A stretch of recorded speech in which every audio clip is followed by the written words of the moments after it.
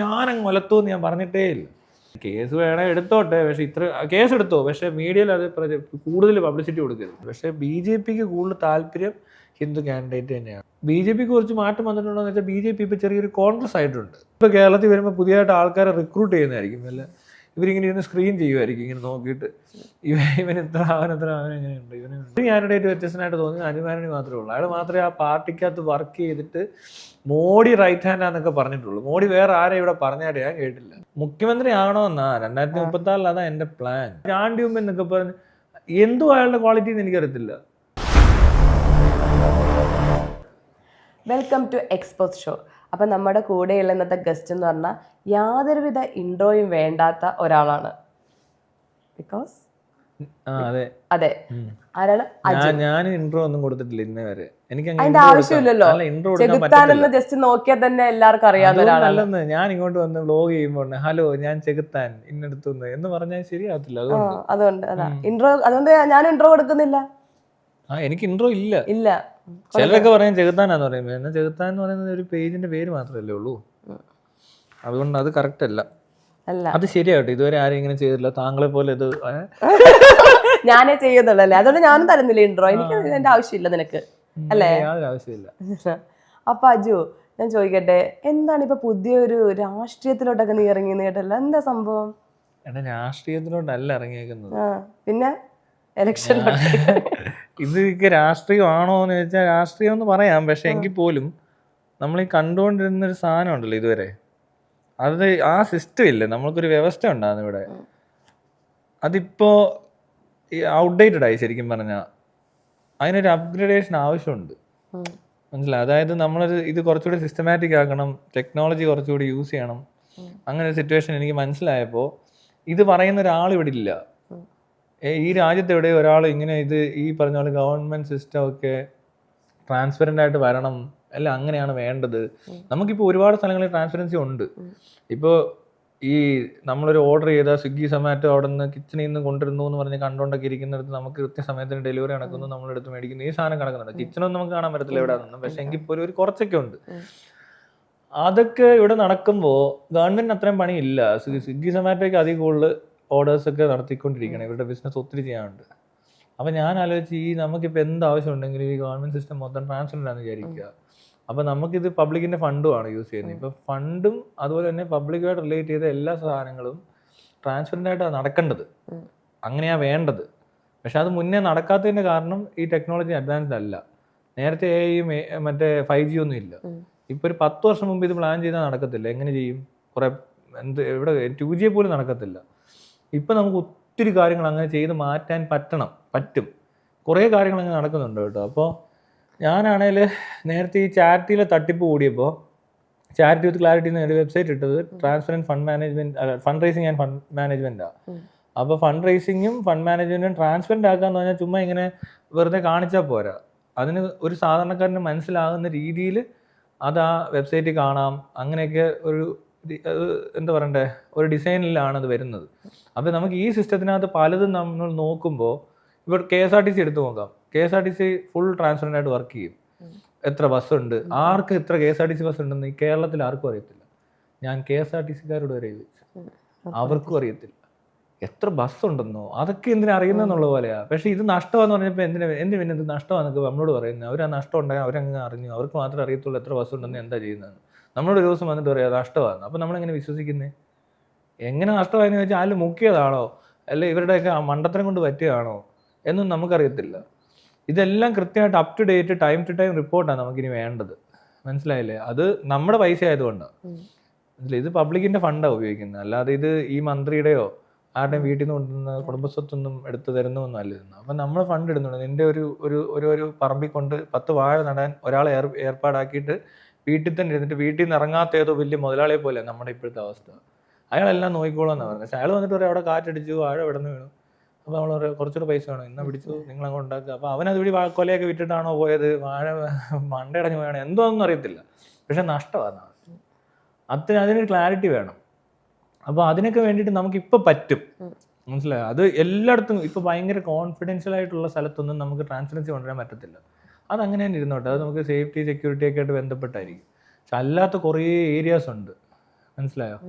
അതൊക്കെ നമുക്ക് എല്ലാവരും അറിയണം. ഇപ്പം എത്ര രൂപ, എത്ര ഫണ്ട് നമുക്കുണ്ട്, എത്ര രൂപയ്ക്കാണ് ഈ പണി നടക്കുന്നത്, എന്തുകൊണ്ടാണ് ഈ ഫണ്ട് അല്ല വേണ്ട ഒരു കൺസ്ട്രക്ഷൻ ആയിക്കോട്ടെ, എന്തെങ്കിലും തരത്തിലൊരു വിട്ടുവീഴ്ചയോ, ഇപ്പോൾ ഒരു ബസ് ഇടിച്ചു, ആ ബസ് ഇടിച്ച് അതിൻ്റെ റിപ്പയർ ചെയ്യുമ്പോൾ ഒറിജിനൽ മേടിക്കാൻ ഇതിന് 5000 രൂപയാവും. പക്ഷെ നമ്മൾ ഈ ബഡ്ജറ്റിൽ അത് നോക്കിക്കഴിയുമ്പോൾ ഇതിനകത്ത് ഫോർകാസ്റ്റ് ചെയ്ത് വരുമ്പോൾ അത് ശരിയാവുന്നില്ല. അപ്പോൾ നമ്മൾ എന്ത് ചെയ്തു, ഒരു സെക്കൻഡ് തേർഡ് ക്വാളിറ്റി ഉപയോഗിക്കുന്നുള്ളൂ എന്ന് പറഞ്ഞാൽ നമുക്കറിയാം അത് തേർഡ് ക്വാളിറ്റി ആണെന്നറിയാം. പക്ഷെ അതേസമയം ഇത് വെച്ചോണ്ട് ഇതേ തേർഡ് ക്വാളിറ്റി ഉപയോഗിക്കാൻ ഇവർക്കിപ്പോൾ പറ്റും. മനസ്സിലാവുന്നുണ്ടോ? അല്ലെങ്കിൽ നമുക്ക് ചോദിക്കാനൊരു സ്ഥലമില്ല. പലയിടത്തും നമുക്ക് തോന്നിയിട്ടുണ്ടാവും ഇത് ശരിയല്ല, നമുക്കൊന്ന് അഡ്രസ്സ് ചെയ്യണം, അതും അല്ലെങ്കിൽ കറക്റ്റ് ചെയ്യാനുള്ളൊരു സാധ്യത ഉണ്ടെന്ന് തോന്നിയാൽ ഇവിടെ ആരോട് പറയാനാണ്? ഇവർ ഭയങ്കര സംഭവമായിട്ട് എനിക്ക് കമൻസിലൊക്കെ വരുന്നതാ വിവരാവകാശം ഉണ്ടെന്ന്. അതിന് പോകണം. എടി ഇതിനകത്ത് ഇത് കിട്ടും, ഇവിടെ തരണം, അല്ലാതെ എനിക്ക് പോയിട്ടൊന്നും എടുക്കാനൊന്നും പറ്റത്തില്ല. കാരണം ഞാൻ ഇപ്പം ഡിമാൻഡ് ചെയ്യുന്നുണ്ടത്. ഞാൻ അങ്ങനെ ഡിമാൻഡ് ചെയ്യാനുണ്ടാകുന്ന കാരണം എന്ന് വെച്ചാൽ ഈ അഴിമതിയുടെ ഒരു കണക്ക് നോക്കുമ്പോൾ കോടികളുടെ അഴിമതി. ഈ കോടികൾ മുങ്ങിയത് എങ്ങനെയാണെന്നറിയത്തില്ല. ഇതിൻ്റെ പുറകെ ആരാണ്ട് ED, BD, പോലീസ്, CBI ഒക്കെ വേണമെന്നാണ് ഇതൊക്കെ കണ്ടുപിടിക്കണമെന്നുണ്ട്. ഇതിൻ്റെ ഒന്നും ആവശ്യമില്ല. നമ്മളെ കളവ് തന്നെ ഇല്ലാണ്ടാക്കാൻ പറ്റുന്നൊരു സിസ്റ്റം ഡെവലപ്പ് ചെയ്യാൻ പറ്റും. ഇപ്പോൾ ഒരു സൂപ്പർ മാർക്കറ്റിൽ CCTVയും സെൻസറും വരുമ്പോൾ അവിടെ മോഷണങ്ങൾ കുറഞ്ഞു. ഈ ഫ്രീക്ക് മോഷണങ്ങളുണ്ട്, ഈസി ആയിട്ട് കാര്യങ്ങൾ നടത്തുക, വെറുതെ ഒരു തട്ടിപ്പ് നടത്താൻ ടെൻഡൻസി ഉള്ളവർ വന്ന് എന്തൊക്കെയോ ചെയ്യുന്ന പോലത്തെ പരിപാടികളൊക്കെ കുറഞ്ഞു.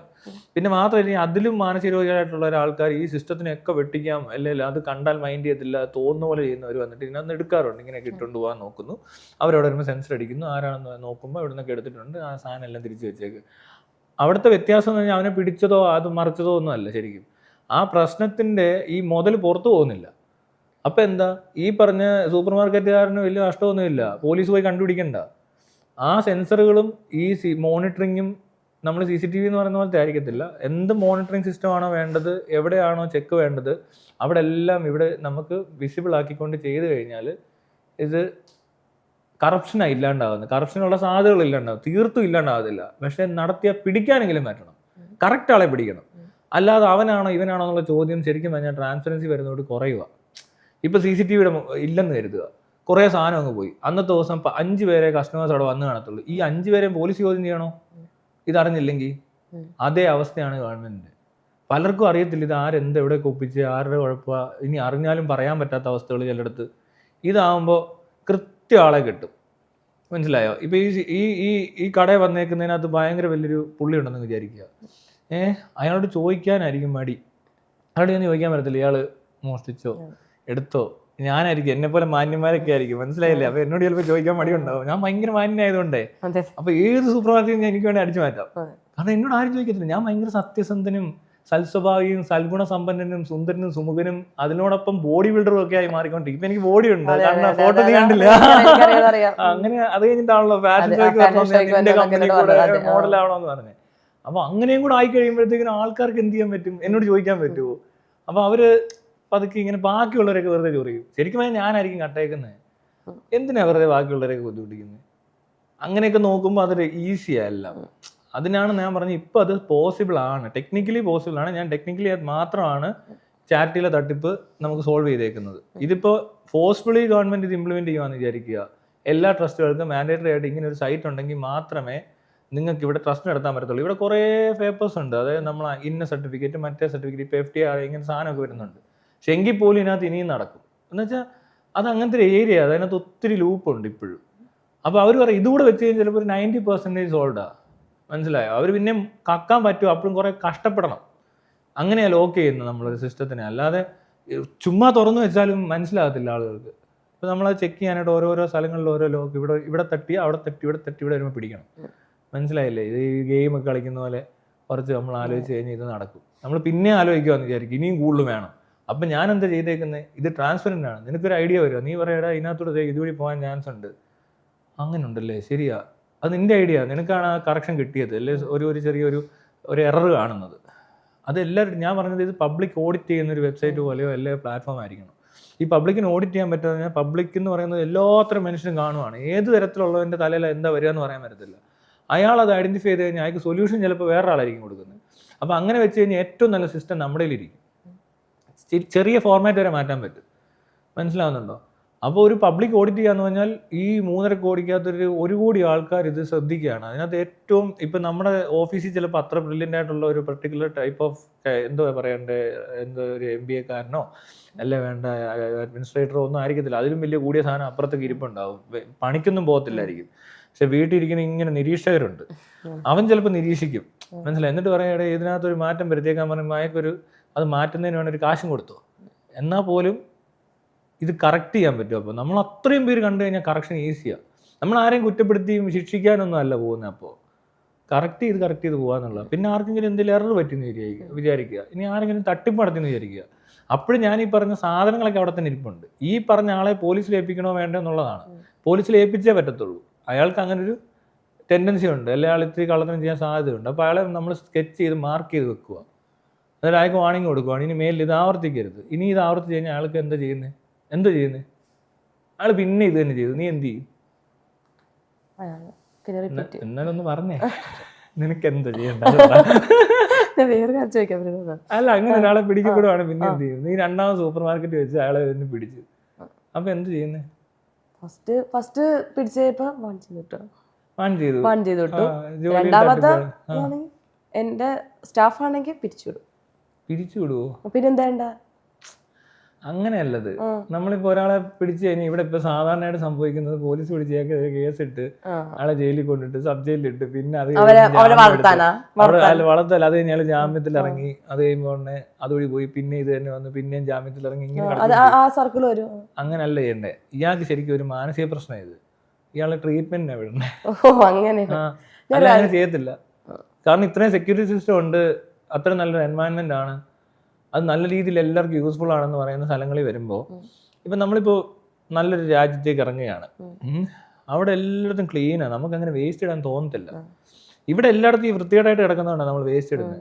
ഇപ്പം നല്ലൊരു ബാത്റൂമിൽ കയറിയാൽ പോലും നമ്മൾ അവിടെ ആവശ്യമില്ലാതെ ഇടത്തില്ല. പക്ഷെ നമ്മളിവിടെ പുറത്തൊക്കെ ഉള്ള നല്ല സ്ഥലങ്ങളിലൊക്കെ എടുത്ത് എറിയാനുണ്ട്, അവിടെ എല്ലാം ഇങ്ങനെ വൃത്തിയായിട്ട് കിടക്കുക, എവിടെ വേണമെങ്കിലും കുപ്പി എറിയാൻ തോന്നും നമുക്ക്.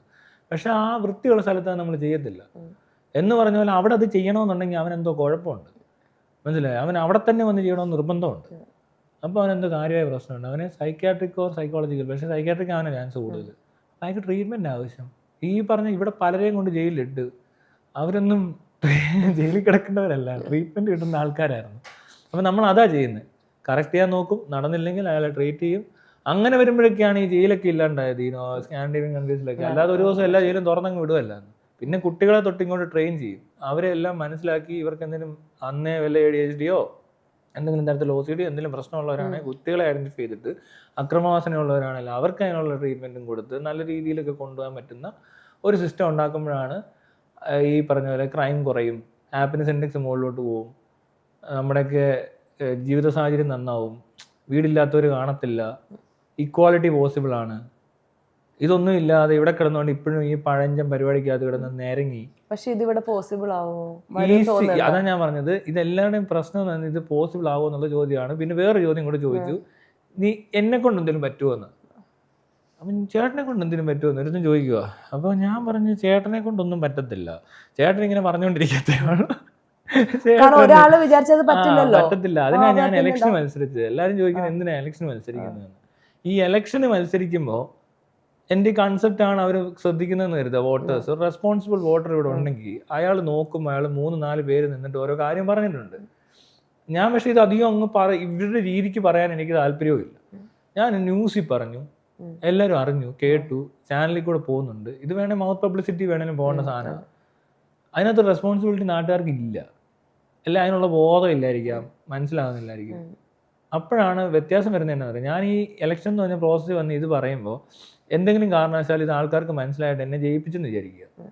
ഞാൻ ജയിച്ചു കഴിഞ്ഞാൽ ആ ചേട്ടനല്ല പിന്നുള്ള ചേട്ടൻ, ഈ ചേട്ടന് പവർ കൂടി, മനസ്സിലായോ? ചേട്ടൻ MLA, you are my MLA എന്ന് പറഞ്ഞുകൊണ്ട് നമ്മുടെ അല്ലു അർജുൻ പാട്ടൊക്കെ പാടി ഏതോ പെണ്ണിനെ പറയണമുണ്ട് എന്ന് പറഞ്ഞാൽ കുറെ പേര് എന്നോട് ഇങ്ങനെ വരും. 1 ലക്ഷം പേരൊക്കെ സപ്പോർട്ട് ചെയ്ത് വരുന്ന എന്നെ തടയാൻ ഇച്ചിരി ബുദ്ധിമുട്ടായിരിക്കും. മാത്രമല്ല പവർ കിട്ടിക്കഴിഞ്ഞാൽ എൻ്റെ ഇപ്പഴും എനിക്ക് എന്താ പവർ കണ്ടില്ലേ? ഈ പവറുള്ള ഞാനിക്ക് MLA കൂടെ ആയി കഴിഞ്ഞാൽ വീണ്ടും പവർ കൂടുക, മനസ്സിലായി? ഭയങ്കര പവർ കൂടി പവറിലും പവർ. അപ്പോഴത്തേക്കും ഈസിയാ, ഞാനങ്ങ് ചെയ്യണം, എനിക്കെന്താ പക്ഷെ ചെയ്യുന്നത്? ഒരാൾക്ക് മാത്രം അത് പറ്റൂലല്ലോ. എടാ, അത് അപ്പഴാ അത് പാസ്സാവണം, അവിടെ അങ്ങനെ വരും. കുറെ കാര്യങ്ങൾ അതിന്റെ ഇടയിലുണ്ട്. അവിടെ വരുമ്പോൾ ഞാൻ പറഞ്ഞത് എനിക്കൊരു MLA-യുടെ ഓഫീസും MLA-യുടെ പ്രവർത്തനങ്ങളും ട്രാൻസ്പെറന്റ് ആക്കാൻ പറ്റും. ഞാനെന്ന് പറഞ്ഞ MLA ഒന്നും അടിച്ചു മാറ്റത്തില്ലെന്നെങ്കിലും ഉറപ്പ് വരുത്താൻ പറ്റും. അത് പറ്റും. അപ്പൊ എന്ത് സംഭവിക്കും? ഇത് കണ്ട് നമ്മുടെ തിരുവല്ലക്കാരെല്ലാം പറയും സൂപ്പർ MLA, ഓ ഇത്രയും നല്ലൊരു MLA കിട്ടാൻ അവരെന്തൊരു പുണ്യം ചെയ്യണം മറ്റേ പറഞ്ഞാണ് ഞാനിങ്ങനെ സൂപ്പറാ എന്ന് പറഞ്ഞിരിക്കത്തില്ലേ. നീ വിചാരിക്കും അത് ഓക്കെ എളുപ്പമാണ്, പക്ഷെ അത്ര ഇത് വളരെ സിമ്പിൾ ആണോ എന്ന് വെച്ചാൽ ഈ ഞാൻ ചെയ്യുന്നത് എന്താണെന്നറിയാം, ഞാൻ ചെയ്യുന്ന ഈ ഗവൺമെന്റ് സിസ്റ്റത്തിനകത്ത് കയറിയിട്ട് അവരുടെ പ്രൊസീജിയറും ഫോർമാറ്റ്സും മാറ്റുമല്ല ചെയ്യുന്നത്. ഞാൻ പറഞ്ഞത് എൻ്റെ ത്രൂ ഉള്ള ഫോളോ അപ്പ്, ട്രാക്കിങ്, അതുപോലെ തന്നെ മോണിറ്ററിങ്, ഇതൊക്കെ ചെയ്യുമ്പോൾ വ്യത്യാസം ഉണ്ടാവും. ഫോർ എക്സാമ്പിൾ നമുക്കിപ്പോൾ ഒരു ആവശ്യം വരും, ഒരു ഓഫീസിൽ പോവുക, അപ്പോൾ ഇത് നേരെ MLA-യുടെ ഓഫീസിൽ വരണം, ആ ഒരു മണ്ഡലം അവിടോട്ട് എല്ലാം കൊടുക്കുക, കംപ്ലയിൻസോ ആവശ്യങ്ങളോ എന്തോ ആണേലും. അപ്പോൾ അവിടെ നിന്നാണ് ഒരു ടോക്കൺ നമ്പർ കിട്ടുന്നതിനകത്ത് നീ ടോക്കൺ നമ്പർ അടിക്കുമ്പോൾ നിന്റെ ട്രാക്കിംഗ് കാണുമോ, നിന്റെ പ്രോസസ്സ് എവിടെ വരെയായി. അപ്പോൾ ഞാനാ ഫോർവേഡ് ചെയ്യുന്നത്. ഞാനൊന്ന് ഫോർവേഡ് ചെയ്യുമ്പോൾ നിനക്ക് വകതിരിവില്ല. നീ എത്ര വലുതാണെങ്കിലും ചെറുതാണെങ്കിലും നിനക്ക് ഞാനാണ് അതിന്റെ നമ്പർ വെച്ച് ചെയ്യാനും പറ്റുള്ളൂ. ആ നമ്പറിൽ വന്നു കഴിഞ്ഞാൽ അതിന് ടൈം ഒന്നുമില്ല, ഒന്നും ചെയ്യണ്ട. ഇയാള് ഫോർവേഡ് ചെയ്യുമ്പോൾ അവിടെ ഉള്ളവർ ഉത്തരവാദിത്തപ്പെട്ടവരാലും ആരും അനങ്ങത്തില്ല. കാരണം എന്ന് വെച്ചാൽ ഓരോന്നിനും ഓരോ ടൈം കൊടുത്തിട്ടുണ്ട്. പല ടേബിളിൽ ഇത് പിടിച്ചു വെക്കുന്നിടത്ത് ഇത് ഡ്രൈവ് ചെയ്യാൻ പറ്റും അല്ലെ. അയാൾ ഇച്ചിരി ഇതാക്കി കഴിഞ്ഞ ഉടനെ എന്തെങ്കിലും ചില്ലറ കൊടുത്താൽ ചിലർ സ്പീഡിൽ ചിലതൊക്കെ ചെയ്ത് കളയുടെ. ഇപ്പൊ കുറച്ച് കുറവുണ്ട്, പക്ഷെ എന്നാലും ഉണ്ട്. നമുക്കറിയാം പലയിടത്തും ഇത് നടക്കുന്നുണ്ടെന്ന്, പക്ഷെ ഒന്നും ചെയ്യാൻ പറ്റത്തില്ലല്ലോ. അപ്പൊ ഇത് നേരെ മറിച്ച് ഇവിടുന്ന് പോകുമ്പോൾ ഇത്ര സമയത്തിനുള്ളിൽ നിനക്ക് അതിന്റെ റിസൾട്ട് വരണമെന്ന് പറഞ്ഞിട്ടുണ്ട്. നമുക്ക് ആ ടൈം നമ്മൾ പഠിക്കണം, എത്ര അതിന്റെ ഓരോ പ്രോസസ്സിന് ഒരു പ്രൊസീജിയർ കംപ്ലീറ്റ് ആകുന്നത്. ആ ടൈമിനുള്ളിൽ തീർന്നില്ലെങ്കിൽ എവിടെയാണ് ഡിലേ എന്നൊക്കെ നോക്കി അതിനനുസരിച്ച് ആക്ഷൻ എടുത്താൽ മാത്രം മതി. ഇത് സിസ്റ്റം കറക്റ്റ് ആയതുകൊണ്ടല്ലോ എല്ലാവരും കറക്റ്റ് ആവും. കാരണം ഇവിടെ ജോലി എടുക്കുന്നവരെല്ലാം മോശക്കാരൊന്നുമല്ല. ഇതിനകത്ത് മോശക്കാരുണ്ടാകുന്നു. ഇവിടെ നിൽക്കാൻ പറ്റാത്തവരായി ഗൾഫിൽ പോകുന്നു. ഞാനൊക്കെ ഗൾഫിൽ പോകേണ്ടി വന്നു. കാരണം ഇവിടെ ഒന്നും ജോലിയൊന്നും കിട്ടത്തില്ല. ഇവിടെയൊക്കെ നാശമാക്കി വെച്ചേക്കുക. ഗൾഫിൽ ചെന്നപ്പോൾ നമ്മളൊക്കെ ഭയങ്കര ഡീസന്റ്. ഞാൻ നോക്കുമ്പോൾ ഇവിടെ ഉള്ളപ്പോൾ നാട്ടിലെ തരികിടകളൊക്കെ ഇവിടെ ഭയങ്കര ഡീസന്റ് ആയിട്ട്. ഇവിടുത്തെ ഡ്രൈവർ, ആംബുലൻസ് ഡ്രൈവർ, അവൻ പോലും ബസ്സൊക്കെ എന്ത് ക്ലിയർ ആയിട്ട് ഓടിക്കുന്നത്, ഒരു കുഴപ്പമില്ല. അവർ പറയാം. എന്നിട്ട് ഈ വ്യത്യാസം ഒരു ഒറ്റ ദിവസം കൊണ്ട് നടക്കും. ഇവിടെ നിന്ന് അവിടെ ഇറങ്ങുമ്പോൾ തന്നെ വേറൊരു മനുഷ്യൻ. അവരെന്നിട്ട് അവധിക്ക് വന്നിട്ടുണ്ടല്ലോ, നാട്ടിൽ 30 ദിവസം നിൽക്കുമ്പോൾ പഴയതിലും മോശപ്പോലത്തെ സ്വഭാവങ്ങളൊക്കെ വരും ഇവിടെ വരുമ്പോൾ. അതുകൊണ്ട് നമുക്കിത് മനസ്സിലാകുന്നത് പെട്ടെന്ന് ആൾക്കാർ ചേഞ്ച് ആവും.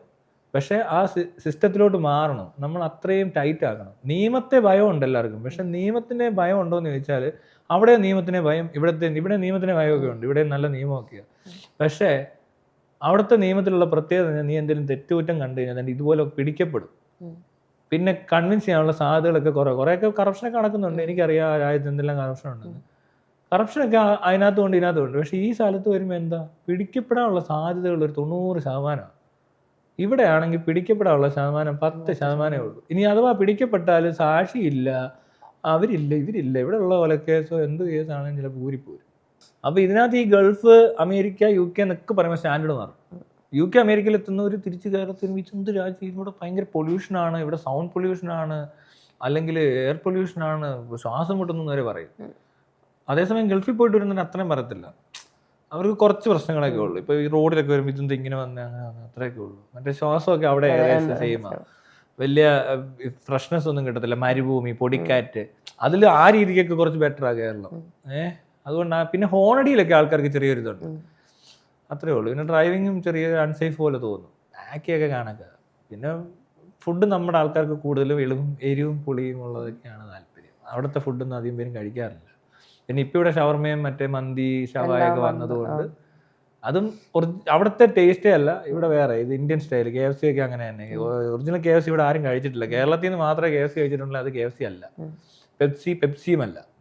അത് ഇവിടെ ഉണ്ടാക്കുന്ന എന്തോ സാധനമാണ്. ചിക്കൻ വെച്ച് എണ്ണ പൊരിച്ചെടുക്കുന്ന വേറെ സാധനമാണ്. KFCയുടെ ടേസ്റ്റ് ഇതല്ല, പിസയുടെ ഇങ്ങനെയല്ല, എല്ലാം വേറെ. ക്വാളിറ്റി എന്ന് പറയുന്നത് ക്വാളിറ്റിയേ ഇല്ല. ആ സാധനമല്ല അത്, ഭയങ്കര വ്യത്യാസം. അതൊക്കെ നമ്മൾ അവിടെ പോയിട്ട് തിരിച്ചു വരുമ്പോഴേ അറിയത്തുള്ളൂ. ഞാനതാ പറഞ്ഞത്, ഈ ഗൾഫിലൊക്കെ ജോലി ചെയ്തോ അല്ലെങ്കിൽ അമേരിക്കയിലൊക്കെ ജോലി ചെയ്ത് ഇച്ചിരി എക്സ്പീരിയൻസ് ഉള്ള എന്തെങ്കിലും എക്സ്പേർട്ട് ആയിട്ടുള്ള ആൾക്കാരെ വിളിച്ച് ഇവിടെ വരുത്തണം. എന്നിട്ട് വേണം അവരെ വല്ല മന്ത്രിയൊക്കെ ആക്കാൻ. ഈ മന്ത്രിമാർ അതുകൊണ്ടാണോ നീ ഇലക്ഷൻ നിന്ന്? നീ കുവൈറ്റ് ഇപ്പൊ എക്സ്പീരിയൻസ് ഒക്കെ കഴിഞ്ഞ് വന്നാണല്ലോ, അതാണ് ആ പോയിന്റിലോട്ടാണ് നീ വന്നത്. എക്സ്പീരിയൻസ് മാത്രമല്ല, ഞാൻ ഇവിടെ കൊണ്ട് കാണിച്ചിട്ടുണ്ട് പലതും. ഞാൻ വേറെ കുറെ പണിയൊക്കെ കൂടെ നടത്തിയിട്ടുണ്ട്. പല ഓഫീസുകളുടെയും കയറി ഇറങ്ങി പല സിസ്റ്റം മാറ്റി, ഓഫീസ് മാനേജ്മെന്റ് അതുപോലത്തെ കാര്യങ്ങളൊക്കെ റെഡിയാക്കിയിട്ടുണ്ട്, സൊല്യൂഷൻസ് ഉണ്ടാക്കിയിട്ടുണ്ട്. അതുകൊണ്ട് എനിക്ക് ചെറിയ കോൺഫിഡൻസ് ഒക്കെ ഉണ്ടാക്കാറുണ്ട്. ഞാൻ ആപ്റ്റാണ് ഇലക്ഷൻ നിൽക്കാൻ. ഇലക്ഷൻ നിൽക്കാനല്ല ആപ്റ്റ്. ഇലക്ഷൻ നിൽക്കാൻ ആപ്റ്റാണോ എന്ന് വെച്ചാൽ അതിന് ഇവിടുത്തെ ഒരു കൺസെപ്റ്റ് വെച്ചിട്ട് പൊളിറ്റിക്കൽ പാർട്ടി വേണം, ഭയങ്കര പൈസ ഇറക്കണം, അതുകൊണ്ട് അതിനകത്ത് ആപ്റ്റ് അല്ല. കാൻഡിഡേറ്റ് അത്ര പോരാ എന്ന് വെച്ചാൽ അയാളുടെ സെറ്റപ്പ് അത്ര പോരാ. ഇവിടുത്തെ ആളുകൾക്ക് കൺവിൻസ് ആകത്തില്ല എന്നെ. പക്ഷെ എനിക്ക് ഈ സിസ്റ്റത്തിന്റെ അകത്ത് കയറി പണിയാൻ അറിയാം. അത് ഞാൻ പ്രസ് മീറ്റില്ലാത്ത ഞാൻ തോറ്റാലും കുഴപ്പമില്ല, നിങ്ങൾക്ക് ഏതെങ്കിലും ആൾക്കാർക്ക് ഇത് ചെയ്യണമെന്നുണ്ടെങ്കിൽ നമ്മൾ 100 കൂട്ടം ഐഡിയ ആയിട്ട് വരാം, ഞാൻ ഇതിനകത്ത് ഫുൾ സഹകരിക്കാന്ന് വരെ പറഞ്ഞിട്ടാണ് നിർത്തിക്കുന്നത്. നമുക്ക് ജയിക്കണോ നോക്കണോ എന്നുള്ളതല്ല. ഇതിനകത്തുള്ള രസം എന്നാണെന്നറിയോ, ഈ ട്രാൻസ്പെറന്റ് ഒക്കെ ആയിക്കഴിഞ്ഞാൽ നമ്മൾ ഇക്വാലിറ്റി എന്ന് പറഞ്ഞില്ലേ, അതിനകത്തൊരു ഈക്വൽ റെസ്പോൺസിബിലിറ്റി, ഈക്വൽ പാർട്ടിസിപ്പേഷൻ അതൊക്കെ വരുന്നുണ്ട്. അങ്ങനെ വരുമ്പോൾ കുറച്ച് കഴിയുമ്പോൾ എന്ത് പറ്റുമെന്നറിയോ, അങ്ങനെ ഒരു പവർഫുൾ പൊസിഷൻ ഇല്ല. എല്ലാവരുടെയും കൂട്ടായിട്ടുള്ള ഉത്തരവാദിത്തം. നിന്റെ അതേ പവർ എനിക്കും ഉള്ളൂ. പിന്നെ ഇത് എങ്ങനെ ആയാലും എനിക്കെന്താ, എനിക്കും അതേ പവറല്ലേ ഇരിക്കുന്നത്. പിന്നെ ഞാനായിട്ട് തന്നെ ഉണ്ടാക്കണമെന്ന് എനിക്കൊരു പിന്നെ എനിക്ക് അവസരം കിട്ടിയാൽ ഞാനത് ചെയ്യണം. കാരണം ഇതിനകത്ത് ഞാൻ നോക്കിയപ്പോൾ എല്ലാവർക്കും നല്ലതാണ്, എല്ലാ മനുഷ്യർക്കും നല്ലതേ ഉള്ളൂ. അങ്ങനെ ഒരു കാര്യം നമ്മൾ ചിന്തിച്ച് കഴിയുമ്പോൾ അത് ചെയ്യാതിരിക്കുന്നതും ഒരു അനീതിയാണ്. അത് എന്നോടും എനിക്ക് ചിലപ്പോൾ ഇതിനോടൊക്കെ തോന്നും. ഞാൻ ഈ പട്ടി, മീന്, കാക്ക, ലവ് ബേർഡ്സിനോടൊക്കെ വോട്ട് ചോദിക്കുന്ന പോലത്തെ വീഡിയോ ഒക്കെ ഇട്ട് വെച്ച്, ഞാൻ മനുഷ്യരോടൊന്നും വോട്ട് ചോദിക്കുന്ന വീഡിയോ ആരും കണ്ടിട്ടൊന്നുമില്ല. ഞാൻ ഒന്നും പറയുന്ന ആരും കേട്ടിട്ടില്ല, മനുഷ്യരോട് പറയുന്നത് കേട്ടിട്ടേ ഇല്ല. ശ്രദ്ധിച്ചാൽ അറിയാം. പിന്നെ കുറച്ചുകൂടെ സംസാരിക്കുന്നുണ്ട്, എന്തോ ഡിസ്കഷൻ പോലെ, അത്രേ ഉള്ളൂ. അല്ല ഞാൻ എന്ത് വോട്ട് ചോദിച്ചില്ലയോ, വോട്ട് ഞാൻ തിരുവല്ലയിലെ സ്ഥാനാർത്ഥിയാന്ന് പറഞ്ഞ അത് കൊടുക്കുന്ന സ്ലിപ്പിൽ എന്ത് ഞാൻ പറഞ്ഞില്ല, അത് ആ വീഡിയോ കാണാനാ പറയുന്നത്. ഇതിനകത്ത് വോട്ട് ചോദിക്കൽ നടക്കുന്നില്ല. ഞാൻ വീഡിയോക്കകത്ത് വോട്ട് ചെയ്യണമെന്ന് ആരോടും പറഞ്ഞു, എല്ലാവരും എനിക്ക് വോട്ട് ചെയ്യണോ, അത് ഞാൻ പറഞ്ഞില്ല. എന്റെ കൂടെ കാണണേ. എടാ നമ്മൾ ഈ നീ ഒബാമ മത്സരിച്ചു, ട്രംപ് മത്സരിച്ചപ്പോ ട്രംപൊക്കെ ഇങ്ങനെ റോഡിൽ കൂടെ നടക്കുന്നതാണോ? നമ്മൾ ആ ലെവലാ, നമുക്ക് താഴാൻ പറ്റത്തില്ല, മനസ്സിലായില്ലേ? ഇവിടേക്ക് വരുമ്പോ താന്ന പോലെ തോന്നും. നമ്മൾ ഭയങ്കര ഇതൊക്കെ എന്താ ആൾക്കാരെ, ഇവരിങ്ങനെ തെണ്ടി നടക്കുവാണ് വോട്ടിനൊക്കെ. അങ്ങനെ നടക്കുക, അങ്ങ് റോഡിൽ കൂടെയും വഴി കൂടെയൊക്കെ നടന്ന് ഓടി ചാടി ബഹളം, പേപ്പർ, കുറെ പോസ്റ്റർ, ഫ്ലെക്സ്, ഇങ്ങനെ എന്തൊക്കെയോ വലിച്ചെറിയുന്നു, ഓടൊക്കെ വൃത്തിയിടാക്കുന്നു, കൊച്ചറ വോയിസിൽ എന്തൊക്കെയോ അലറിക്ക് പന്ന പാട്ടൊക്കെ ഇട്ട് നടക്കുന്നു. എൻ്റെ പാട്ടൊക്കെ കേൾക്കണം, സിനിമാറ്റിക് പാട്ട്, cinematic poster, mass dialogue, plus പ്രകൃതിയോടുള്ള ആ ഒരു ഇത് എല്ലാം. എൻ്റെ ഒരു ഇതുണ്ടാകുന്നത്, ഏറ്റവും നല്ല ബോഡിയുള്ള കാൻഡിഡേറ്റ്, ഏറ്റവും ഗ്ലാമറുള്ള കാൻഡിഡേറ്റ്, ഏറ്റവും കൂടുതൽ മുടിയുള്ള കാൻഡിഡേറ്റ്, മൃഗസ്നേഹിയായ കാൻഡിഡേറ്റ്, മത്സ്യസ്നേഹിയായ കാൻഡിഡേറ്റ്, പക്ഷിസ്നേഹിയായ കാൻഡിഡേറ്റ്, പിന്നെ ട്രാൻസ്പെറൻസി ഉള്ള കാൻഡിഡേറ്റ്, ഇങ്ങനെ ഒരു കാൻഡിഡേറ്റ് ഇല്ലടേ. എന്തായിരുന്നു ചിഹ്നം? എന്തായിരുന്നു? ബലൂൺ. എന്താ നീ എപ്പോഴും എയറിൽ നിൽക്കണോണ്ടാണാടാ വൈ നീ ചൂസ് ചെയ്തത്? അതുകൊണ്ടല്ല, എനിക്ക് ആ ഇലക്ഷൻ ഒരു ബലൂൺ പോലെ ഉള്ളൂ. അത് വീർപ്പിച്ചില്ലേലും കുഴപ്പമൊന്നുമില്ല, അവിടെ നമ്മളെ ബലൂൺ ഉണ്ടെന്നൊക്കെ എനിക്കും അറിയാം. പക്ഷെ ഞാനൊന്ന് വീർപ്പിക്കും. ഞാൻ തന്നെ ആദ്യം വീർപ്പിച്ചാലും പൊട്ടും, ആരെങ്കിലും വന്ന് കുത്തിയാലും പൊട്ടും. ഇത് കുത്തി പൊട്ടിക്കരുതെന്നാണ്. പിന്നെ അഥവാ അത് ചൊങ്ങിച്ചിരിങ്ങി പോയാലങ്ങ് പോട്ടെ, നമുക്ക് വലിയ ബുദ്ധിമുട്ടൊന്നും ഉണ്ടാക്കാതിരുന്നാൽ മതി. എല്ലാവരും വിചാരിച്ചു ഞാൻ ഇലക്ഷൻ നിൽക്കുമ്പോൾ അവിടെ ഉള്ള എല്ലാവരുടെയും എതിർ സ്ഥാനാർത്ഥികളായ കോൺഗ്രസ്സുകാരെയും കമ്മ്യൂണിസ്റ്റുകാരെയും BJP-ക്കാരെയൊക്കെ കടുത്ത ആക്രമണം നടത്തുമെന്നാണ് വിചാരിച്ചത്. പക്ഷെ എനിക്ക് അതിന് ആവശ്യമില്ല. എല്ലാവരും വിചാരിച്ചാൽ പലരും മീഡിയ അടക്കമുള്ളവർ സംശയിച്ചു ഞാനല്ലേ, എൻ്റെ സ്ഥിരം പണി ക്രിട്ടിക്സ് ആണല്ലോ. അപ്പോൾ അതൊന്നും നടന്നില്ല. കാരണം എനിക്ക് അതിൻ്റെ ആവശ്യമില്ല. നമ്മൾ ഈ പറയുന്നതിനെ അവർ അനലൈസ് ചെയ്യണ്ട, അല്ല ഞാനല്ല. ആരായിരുന്നു നിനക്ക് കൂടുതൽ ഇങ്ങനെ ഇത്തിരി ഇത് തോന്നിയത്? എന്ത് അവിടുത്തെ ഇലക്ഷൻ മത്സരിച്ചില്ലേ? എൻ്റെ അതായത് നമ്മളിപ്പോൾ പാർട്ടി അങ്ങനെ ഒന്നും നോക്കുന്നില്ല. അതിനകത്ത് അവിടുത്തെ BJP കാൻഡിഡേറ്റ് ഒരു അനുവാനനെ ഉണ്ടാകും. അയാള് ജയിച്ചുള്ള ഗുണമെന്നുള്ള രീതിയിൽ പറയാം. അത് ഒരു യങ് കാൻഡിഡേറ്റ് ആണ് മറ്റവരെക്കാളും. അയാൾക്ക് അതുമല്ല, BJP ഭയങ്കരമായിട്ട് ശ്രദ്ധിക്കുന്നുണ്ട് കേരളത്തിലോട്ട്. അപ്പൊ തിരുവല്ലയോ ഏതെങ്കിലും ഒരു സീറ്റ് അവർക്ക് കിട്ടിക്കഴിഞ്ഞാൽ അവർ നല്ലപോലെ വർക്ക് ചെയ്യും. അത് കേരളത്തിന് മാതൃകയാക്കാനൊക്കെ അവർ നോക്കും. അപ്പൊ തിരുവല്ലക്കാർക്ക് ഗുണമാണ്. മാത്രമല്ല അനുവാനോട് എന്തെങ്കിലും പറഞ്ഞാൽ ചിലപ്പോൾ അനുവേണ്ടി ചെയ്തു പോകേണ്ടി വരും. മനസ്സിലായി? അത് ഇയാൾക്ക് ഈ പ്രാവശ്യം നല്ല ചാൻസസ് ഒക്കെ ഉണ്ടാകുന്നു. എനിക്കറിയത്തില്ല ജയിക്കുമല്ലോ. ബാക്കി രണ്ടുപേരും കുറച്ച് ഓൾഡ് ആയിട്ടുള്ള ആൾക്കാരാണ്. അവര് ഈ പറഞ്ഞ പോലെ കോൺഗ്രസും കമ്മ്യൂണിസ്റ്റും ഒക്കെ തന്നെയാണ്. അവരിവിടെ വരച്ച് ഇങ്ങനെ നിൽക്കുന്ന ആൾക്കാരൊക്കെ തന്നെയാണ്. അവർക്ക് പ്രായം ചെന്ന ആൾക്കാരുമാണ്. നമ്മുടെ മാത്യു തോമസ് തന്നെ ഒരു 20 വർഷമായിട്ടാണ് അവിടുത്തെ MLA. അപ്പോൾ അവർക്കിനി ഒന്നും നേടാനില്ല. അങ്ങനെ നോക്കുമ്പോൾ ഈ അനുവാനണി എന്ന് പറയുന്ന ആൾ ഭയങ്കര ടൈറ്റ് ഒരു കോമ്പറ്റീഷൻ തന്നെയാണ് നടത്തിയേക്കുന്നത്. അയാൾക്ക് റെസ്പോൺസിബിലിറ്റീസ് മാത്രമല്ല, അയാളിലുള്ള പ്രതീക്ഷ ഭയങ്കര കൂടുതലാണ് എല്ലാ സൈഡിൽ നിന്നും. പ്രഷർ കൂടുതല. അയാളെങ്ങാനും പരാജയപ്പെട്ട BJP പിന്നെ കേരളത്തിൽ പരാജയപ്പെട്ട പോലത്തെ ഒരു പേര് തന്നെ കിട്ടും. മറ്റേ സുരേഷ് ഗോപിയെ പോലല്ല. സുരേഷ് ഗോപിക്ക് നടക്കത്തില്ല, അല്ലെ അയാളെ കൊണ്ട് അങ്ങനെയല്ല അവർ ഉദ്ദേശിച്ചേക്കുന്നത്. പക്ഷെ ഇയാൾ അങ്ങനെ വരുന്ന ആളല്ല. ഇയാൾ കുറച്ച് ചെയ്യാനുള്ള ആളാണ്. ഇയാൾ പ്രവർത്തിച്ചുകൊണ്ടിരുന്ന മനുഷ്യനാണ്, അല്ലാതെ ഏതോ സിനിമയിൽ അഭിനയിച്ചിട്ട് വന്നതൊന്നുമല്ല. അല്ല അഖിൽമാർ പറഞ്ഞ പോലത്തെ വിവരക്കേടൊന്നുമല്ല. ഇവൻ ഇച്ചിരി വിദ്യാഭ്യാസമൊക്കെ ഉള്ളിടത്ത് തന്നെ BJP തന്നെ ഞാൻ കണ്ട ആകെ കൊള്ളാവുന്നൊരു ഒരു കാൻഡിഡേറ്റിനെ അതെ ഒരാളെ കണ്ടിട്ടുള്ളൂ. പിന്നുള്ളത് ഈ കുമ്മനം രാജശേഖരൻ സാധുവായ ഒരു മനുഷ്യൻ. പണ്ട് അയാളെ ഞാൻ ട്രോൾ ചെയ്തിട്ടൊക്കെ ഉണ്ട്, പക്ഷെ എന്നാലും പുള്ളി ഭയങ്കര സാധുവാണ്. ആളൊരു എന്താ പറയണ്ടേ, സ്വന്തം സ്വത്തൊക്കെ ഉപേക്ഷിച്ച് ജീവിക്കുന്ന മനുഷ്യനാണ് പിന്നെ അറിയുന്നത്, ആദ്യം നമുക്ക് അറിയത്തില്ല. അപ്പൊ അങ്ങനെ രണ്ടുപേരെ ഞാൻ കണ്ടിട്ടുള്ളൂ കേരളത്തിൽ. ബാക്കി എല്ലാം പെശടാ. ചക്ക വെട്ടുമ്പോ തക്കാളി വരുന്നു എന്താണ്ടൊക്കെ പറയുന്നത്, താമര താമര ചക്കയും താമര. ഈ പ്രാവശ്യം എല്ലാവരും ഇൻഫ്ലുവൻസേഴ്സിനല്ലേ വെച്ചത്, എന്താ നിനക്ക് തോന്നണത്? ഇൻഫ്ലുവൻസേഴ്സിന് വെച്ചാലൊന്നും ഒരു കാര്യമില്ല. സിനിമ നടന്മാർ കഴിഞ്ഞാൽ പിന്നെ ഇൻഫ്ലുവൻസേഴ്സ് അവിടെ വരും. അതിനകത്ത് യൂട്യൂബേഴ്സും വരും.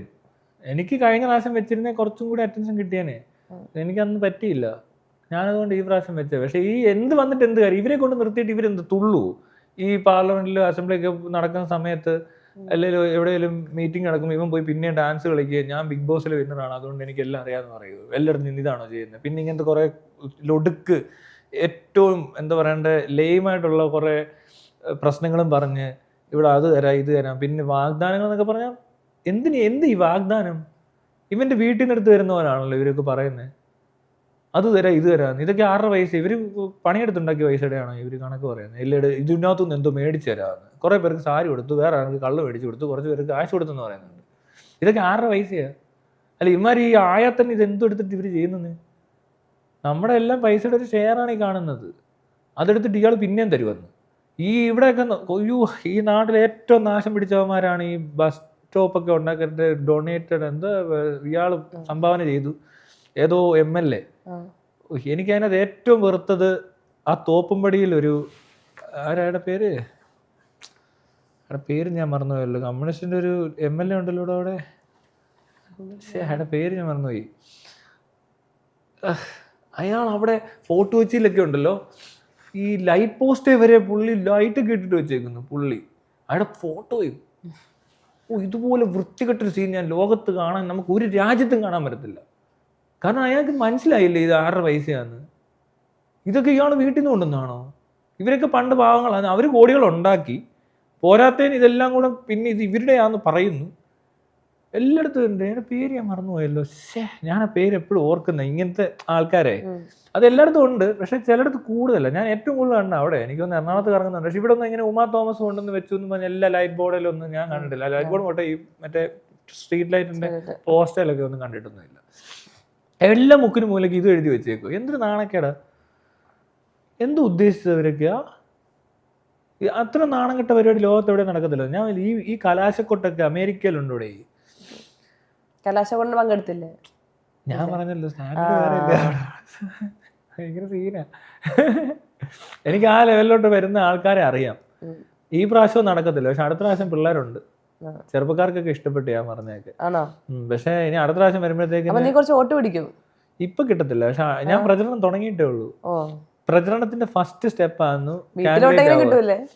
എടേ എനിക്കറിയത്തില്ല, ഞാനൊന്നും ആരോടും ചോദിച്ചിട്ടൊന്നുമില്ല. ഇട്ടായിട്ടും അമ്മ ഇട്ടിട്ടുണ്ടോ അമ്മയൊക്കെ ഇടും. എനിക്ക് വേണം ആദ്യമായിട്ട് വോട്ട് ചെയ്തു. എനിക്ക് വോട്ട് ചെയ്യാൻ അവസരം കിട്ടിയില്ല. കഴിഞ്ഞ പ്രാവശ്യം നിന്നപ്പോൾ അവിടെ വോട്ടില്ല പഞ്ചായത്ത് ഇലക്ഷനെ. അപ്പം ഞാൻ അന്വേഷിച്ചു, എനിക്ക് ഇലക്ഷൻ കഴിക്കാനുള്ള.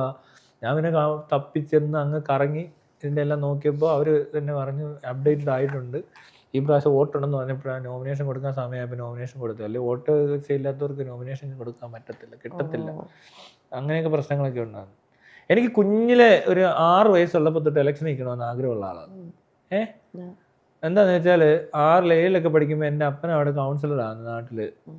ഇവിടെ എന്താ പറയുക വാർഡ് കൗൺസിലറൊക്കെ ആയി ഭയങ്കര എന്തോ ഇലക്ഷന് ജയിച്ചു. എനിക്കന്ന് കുഞ്ഞായതുകൊണ്ട് അത്ര അറിയത്തൊന്നുമില്ല. പിന്നെ അവർ ഭയങ്കര രാഷ്ട്രീയക്കാരാ അതാ ഇതാന്നൊക്കെ പറയുന്നതൊക്കെ ഞാൻ കാണുന്നുണ്ട്. അന്നേ ഞാനിത് നോക്കി വെച്ചേക്കുവാ ഇവന്മാരൊക്കെ എന്താ ചെയ്യുന്നത്.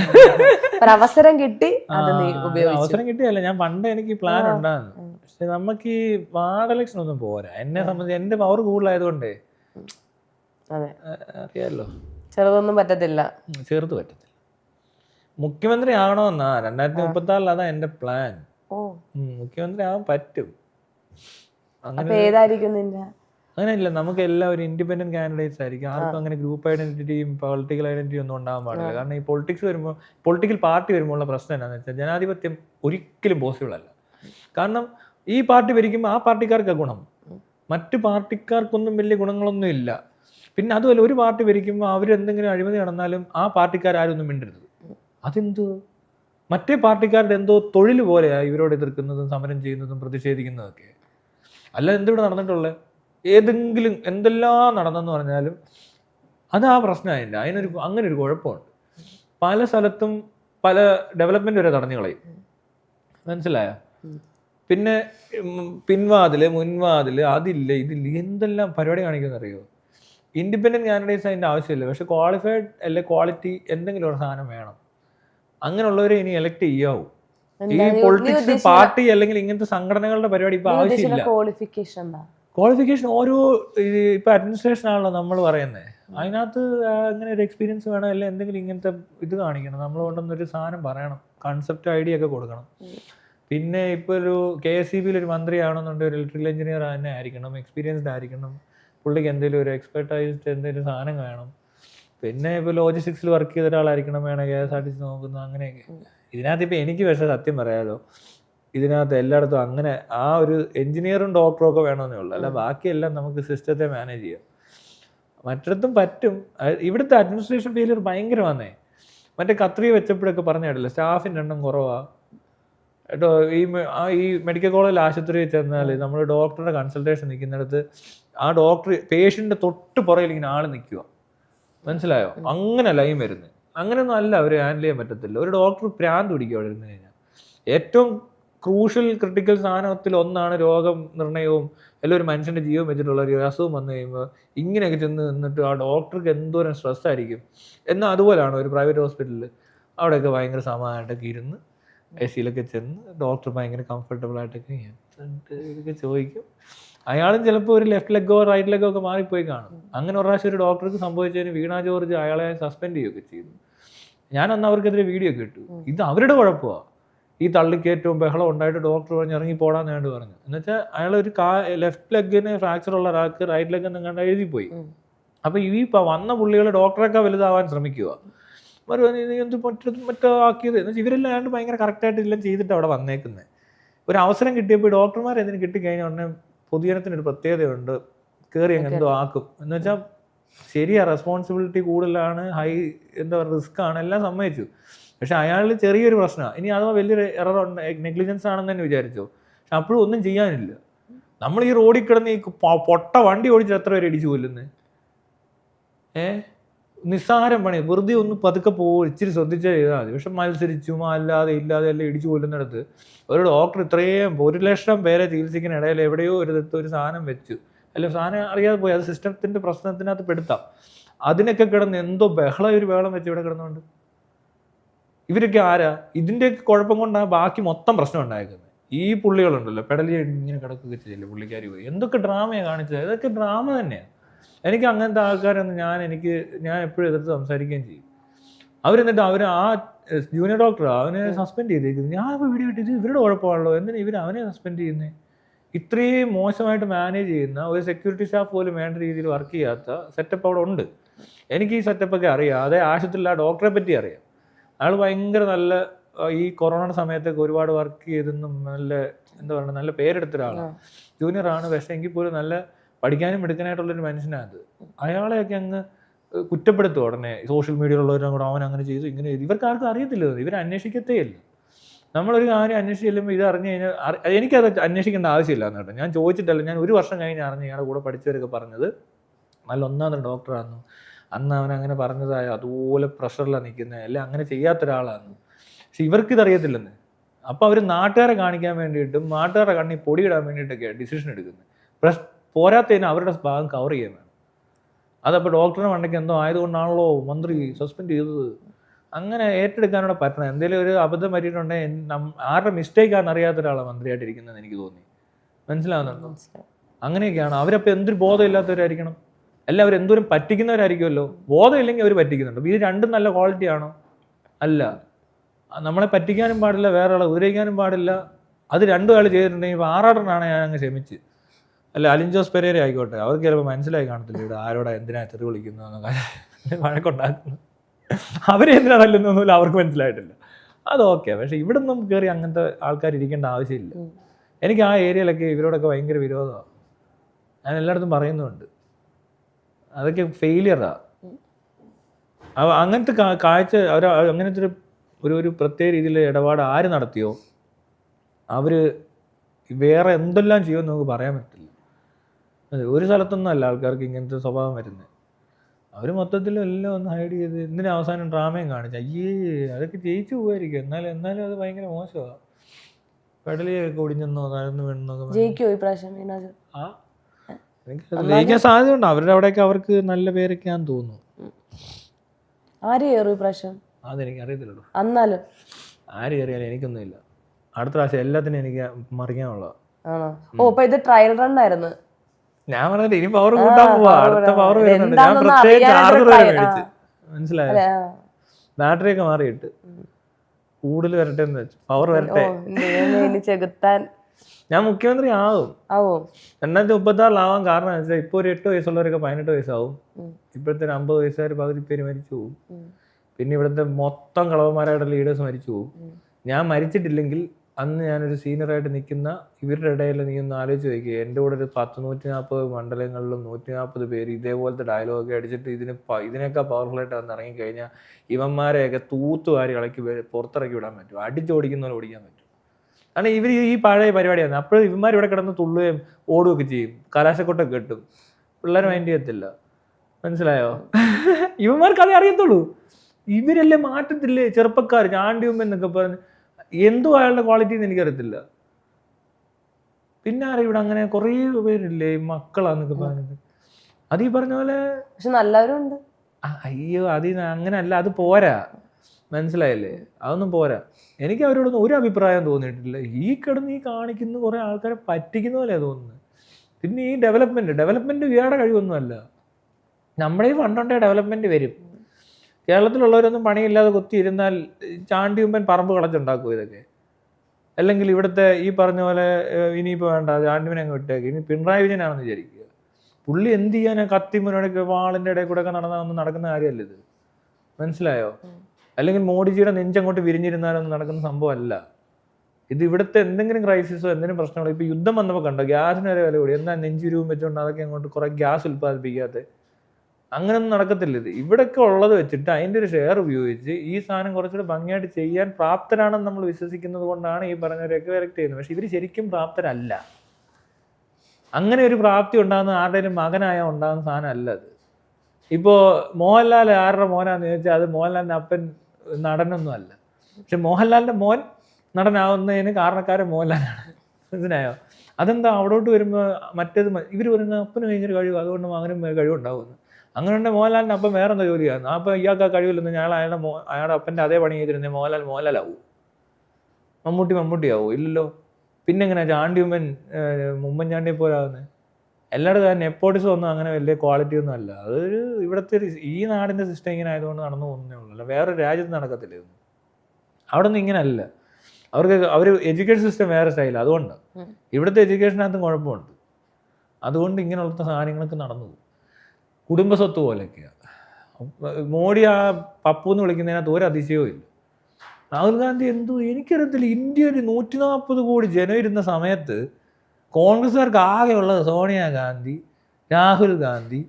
ഇതൊക്കെ കണ്ടിട്ട് ആൾക്കാർ വെറുത്തിട്ടൊക്കെ ഇവർ പുറത്തായി പോയത്. അല്ലാതെന്തോ ഇതിന് ഇങ്ങനെയാണോ വേണ്ടത്?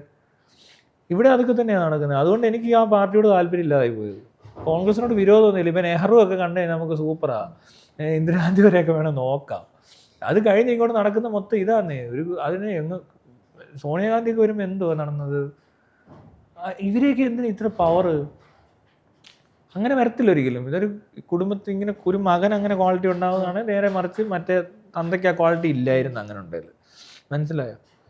അങ്ങനെ വന്ന് നടക്കത്തില്ല. അതുകൊണ്ടാണ് ഒരു പാർട്ടി ഒന്നും വേണ്ട, സ്വതന്ത്രനായിട്ട് ഇനി ഒരിക്കലും ഇങ്ങനത്തെ കൺസെപ്റ്റ് വേണ്ട. എന്നെ സംബന്ധിച്ച് നമുക്ക് വേണ്ടതൊരു പവർഫുൾ സിസ്റ്റമാണ്. ഇപ്പോൾ സിസ്റ്റമാറ്റിക് ആണ് എല്ലാം. അവിടെ ഇവ വ്യക്തികൾക്ക് വലിയ പ്രസക്തിയൊന്നുമില്ല. ഇപ്പോൾ സ്വിഗ്ഗി സൊമാറ്റോ ആപ്പ് ഉണ്ടാക്കിയതാണ് നമുക്ക് ആർക്കെങ്കിലും അറിയാമോ? പക്ഷെ ആപ്പ് ഉപയോഗിക്കുന്നത് എങ്ങനെയുണ്ട്? സൂപ്പർ അല്ലേ? അത് ഉപയോഗിക്കുന്ന അറിഞ്ഞാൽ മതി. അതാണ് ഞാൻ പറഞ്ഞത്, ഞാൻ ആരാണെന്നോ വ്യക്തി എന്താണെന്നോ അല്ലെ എനിക്ക് എന്തോ ക്വാളിറ്റി ഉണ്ട് ക്വാളിഫിക്കേഷൻ ഉണ്ടെന്നുള്ളത് ചെക്ക് ചെയ്യണ്ട. അല്ല എനിക്ക് മുടിയുണ്ടോ, ഞാൻ ഈ രാഷ്ട്രീയക്കാരനെ പോലെ ഒരുങ്ങിയല്ല വരുന്നത്, എനിക്ക് പാർട്ടി ഐഡന്റിറ്റി ഉണ്ടോ വേറെ കാർഡുണ്ടോ എന്ന് നോക്കണ്ട. ഞാൻ നിനക്കൊരു ഐഫോൺ മേടിച്ച് തരുക, ഞാൻ നിനക്കൊരു ഐഫോൺ തരുമ്പോൾ നീ അത് ഓൺ ആക്കിയിട്ട് വർക്ക് ചെയ്യുന്നുണ്ടോ എന്ന് നോക്കിയാൽ അതിനെ ഞാൻ പറയുന്നുള്ളൂ. ഇപ്പം ആയാലും നിൻ്റെ ഐഫോൺ ഇല്ല, നിൻ്റെ കാണുമായിരിക്കും, പക്ഷെ അതല്ല പുതിയ ഏറ്റവും മോഡലായിരിക്കും, പുതിയ നാളെ ഇറങ്ങിയത് അങ്ങ് മേടിച്ച് തരുക. അപ്പം അതില്ല. അപ്പോൾ നീ നിന്റെ പഴയ ഐഫോൺ നോക്കുമ്പോൾ അതാണ് ഇതിനൊക്കെ അറിയാമല്ലോ, നമുക്ക് നോക്കുമ്പോൾ മനസ്സിലാവും ഇതില്ലല്ലോ. ഇത് തന്നു. അപ്പം ഞാൻ നീ തന്നാൽ ഞാൻ മേടിക്കത്തൊന്നുമില്ല. നിനക്ക് ഡ്രസ്സിങ് ശരിയല്ല, നിന്റെ മുടി വളർന്നിരിക്കുന്നു, നിന്റെ കയ്യിൽ ചെളിയുണ്ട് എന്നൊക്കെ ആരും പറയൂ. അപ്പം ഞാൻ അത് നോക്കണ്ട, നിങ്ങൾ നോണായിക്ക് നോക്കിയാൽ പുതിയതാ വർക്ക് ചെയ്യുന്നുണ്ടോ നോക്കാൻ പറയൂ. വർക്ക് ചെയ്യുന്നൊക്കെ ഉണ്ട്, എന്നാലും വേണ്ടെന്ന് പറഞ്ഞാൽ ഞാൻ എന്ത് ചെയ്യാൻ? ഞാനത് പറഞ്ഞിട്ടില്ല. ഞാൻ എന്നെ അല്ല ഇങ്ങനെ ഞാനങ്ങ് മുലത്തുമെന്ന് ഞാൻ പറഞ്ഞിട്ടേ ഇല്ല. ഞാൻ പറയുന്നത് ഇത് എല്ലാവരും കൂടി ചേർന്ന് തന്നെ ഇത് സ്റ്റാർട്ട് ചെയ്യുക. ഈക്വൽ റെസ്പോൺസിബിലിറ്റി വരുമ്പോൾ നിങ്ങൾ ഇപ്പോഴേ ആ റെസ്പോൺസിബിലിറ്റി എടുക്കണം. ഏത്? വോട്ട് ചെയ്യേണ്ട റെസ്പോൺസിബിലിറ്റി, ഈ സാധനം പ്രചരിപ്പിക്കേണ്ട റെസ്പോൺസിബിലിറ്റി എല്ലാ ആൾക്കാരുടെ തന്നെയാണ്. അല്ലാതെ ഇത് എനിക്ക് മാത്രം ഉണ്ടാക്കാൻ പറ്റുന്ന സംഭവമൊന്നുമല്ല, അല്ല എൻ്റെ പാർട്ടിക്ക് ഉണ്ടാക്കാനല്ല. മനസ്സിലായില്ലേ? എനിക്ക് ആരെ ഒരിടത്ത് നിയമിക്കാനും ഇല്ല, ആരെ പിരിച്ചുവിടാനും ഇല്ല. പാർട്ടി ഉണ്ടാക്കാൻ പറ്റത്തില്ലടോ. പാർട്ടി അല്ല ഉണ്ടാവണ്ടേ. ഞാൻ പറഞ്ഞില്ല, ഈ സിസ്റ്റം ഇങ്ങനെ മാറ്റാൻ കേപ്പബിൾ ആയിട്ടുള്ള ആൾക്കാരെ കണ്ടെത്തണം. അങ്ങനെ നിനക്ക് നിന്റെ ഇതേപോലെ യോജിക്കുന്ന കുറച്ച് ആൾക്കാരൊക്കെ വന്നാൽ മേ ബി നീ പുതിയ വല്ല പാർട്ടിയോ അങ്ങനെ എന്തെങ്കിലും അങ്ങനത്തെ ഗ്രൂപ്പ് വേണ്ടല്ലോ. മനസ്സിലായില്ലേ? ട്രാൻസ്പെറൻസിക്കകത്ത് ഈക്വൽ പവർ അല്ലേ വരുന്നേ. ഇത് ആദ്യം ഒന്ന് ഉണ്ടാക്കിയെടുക്കണം, അല്ലെ പിന്നെ മാനേജ് ചെയ്യണം. പിന്നെ നമ്മൾ ഈ ആപ്പ് അപ്ഡേറ്റ് ചെയ്യുന്ന പോലെ ചിലപ്പോൾ അപ്ഡേഷൻ വേണ്ടി വരും. നാളെ ഇപ്പൊ ഇവിടുത്തെ ഒരു രസം ഞാൻ പറയട്ടെ, നമ്മളിപ്പോ ഡ്രോൺ വന്നിട്ടില്ലേ, ഡ്രോൺ ഇപ്പൊ എയർ ടാക്സി, എയർ ബൈക്കൊക്കെ പോലീസൊക്കെ പലയിടത്തും ഉപയോഗിച്ച് തുടങ്ങി. ഇപ്പോൾ എവിടെയാണ്, സ്വിറ്റ്സർലൻഡിലോ എവിടെയൊക്കെ ഉണ്ട്, അല്ല അമേരിക്കയിലൊക്കെ ഉണ്ടെന്ന് തോന്നുന്നു. ദുബൈയൊക്കെ പരീക്ഷിച്ചാന്ന് ഈ സാധനം. അപ്പോൾ എയർ ടാക്സി വന്നു, എയർ ആംബുലൻസ് വന്നു, ഡ്രോൺ അങ്ങ് പറക്കാൻ തുടങ്ങി. ഈ മൊബൈൽ വന്ന പോലെ പെട്ടെന്ന് ഈ സാധനം വളരെ കോമൺ ആവും. മനസ്സിലായി? ഒരു 10 വർഷം കഴിയുമ്പോൾ മിക്കവാറും ഇവിടെയൊക്കെ ഇതിന്റെ മണ്ടയ്ക്കൂടെ ഒക്കെ ഇങ്ങനെ കുറെ പേര് പറന്ന് നടക്കുന്നതാണ്. അപ്പോൾ എൻ്റെ ഡ്രോണിന്റെ താഴെ എൻ്റെ സ്റ്റിക്കർ കാണും, ചെകുത്താൻ എഴുതി വെച്ചിട്ടുണ്ടാവും. ഞാൻ അവത്തല്ല വരുന്നത്, ചെകുത്താൻ ചേട്ടൻ വന്ന് എല്ലാവരും രക്ഷിക്കുക. മനസ്സിലായോ? ചെകുത്താൻ വന്നേ. അങ്ങനെ ഞാനിങ്ങനെ പറന്ന് നടക്കുമായിരിക്കും ഇവിടെ. ആദ്യം ഞാൻ മേടിക്കണമെന്നാണ് എൻ്റെ ആഗ്രഹം. അതിനെനിക്കൊന്നും ചെയ്യാമല്ലോ. ഞാൻ ചിലപ്പോൾ ആരെയും കടം മേടിച്ചിട്ടാണല്ലോ അങ്ങ് മേടിക്കും. ലോൺ എടുത്ത് മേടിക്കാമല്ലോ നമുക്ക്. ലോൺ എടുത്ത് ഡ്രോൺ മേടിച്ച് പറപ്പിക്കും. അപ്പോൾ അങ്ങനെ എല്ലാവരും മേടിച്ച്. പിന്നെ ഈ സിറ്റി, പ്രത്യേക സെൻറ്റേഴ്സ്, റോഡ് കാളവണ്ടി പോകുന്നവരായിരിക്കും, കാറയിലൊക്കെ പോകുന്നവരെ കാണാ വണ്ടയ്ക്ക് നിന്ന് മറക്കുന്നവന് തോന്നുന്നത്. കാരണം ഇതിനകത്തുള്ള കഞ്ചക്ഷനൊന്നും ഏറില്ല. സ്പേസ് ഭയങ്കര എന്തോ പറഞ്ഞത് സ്പേഷ്യസ് ആണ്. അവിടെ ഇപ്പോൾ ഏത് ഡയമെൻഷനിലോട്ട് വേണമെങ്കിലും പറന്നങ്ങ് പോവാം. ഇത് ഫിക്സ് ചെയ്യുന്നത് ലൊക്കേഷൻ ഇവിടുന്നേ ഉള്ളൂ. അത് വേണേൽ ഇങ്ങനെ വരാം, ഇങ്ങനെ വരാം, ഇങ്ങനെ വരാം, ഇങ്ങനെയും വരാം. പക്ഷെ ഡിസ്റ്റൻസും കുറഞ്ഞു, ടൈം എല്ലാം സേവ് ചെയ്തു. മനസ്സിലായോ? അപ്പോൾ അങ്ങനെ വരുമ്പോൾ നമ്മൾ വിചാരിക്കാത്തൊരു ലെവലിലോട്ടൊക്കെ നമ്മൾ വല്ല മറ്റേ സ്കൈഫൈ മൂവീസൊക്കെ കാണുന്ന പോലെ പ്രതീക്ഷിക്കാത്തൊരു സംഭവം നടക്കും. മനസ്സിലായില്ലേ?